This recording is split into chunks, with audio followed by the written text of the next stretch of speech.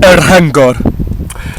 Tua 3,000 yn ystod yr oes neolithig chwioradd, adeiladwyr Hengor bach yma'r, am ddangos bod yr Hengor, sef ardal gychod wedi hamgylchu a chlawdd a fos, wedi cael ei ddefnyddio i ddibenion crefyddol. Codwyd 14 o feini union sydd o fewn iddo ac annol bob debyg. Roedd sarn fynediad lle y ceir cantedd y siambr gladdu erbyn hyn.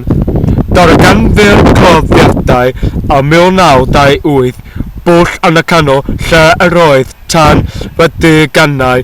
Roedd asgwrn clus dynol wedi rhoi ynddo roddwyd slab dorostol. Mae'n posibl mai rhyw fath o ailgysegriad oedd hwn cyn adeiladwyr bethrod. Cafodd ymlaen a ddirnedig.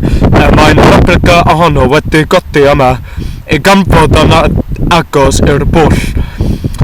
Mae'r llinellau tonog a spiralau sydd arno yn tebyg i fotifau gamfiwyd yn Llydaw.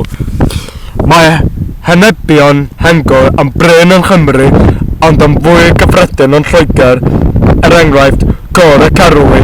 Mae faeth hon ynghyd ar rhain ar ddirnedig yn awgrymu bod gan y gymuned leol cysylltiadau a phobl o bell i ffwrdd. Waw, os sy'n edrych at y ddisgrifiad y Hengor, waw, dyma sut roedd hwn yn crefyddol iawn. Rwan, edrychwch yr hen Hengor.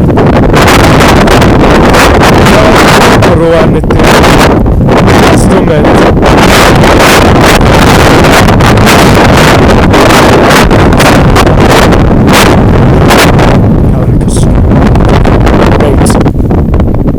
Yn gofalus, ia, na chdi.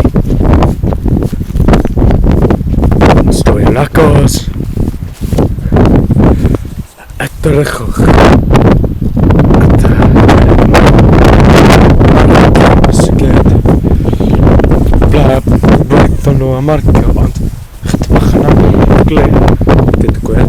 Oce, os drwy yn gofalus, stopio mewn. Oce, iawn. Stoi yn Waw, edrychwch. Alright, wel, dwi'n mynd y tonne llunio rwan yn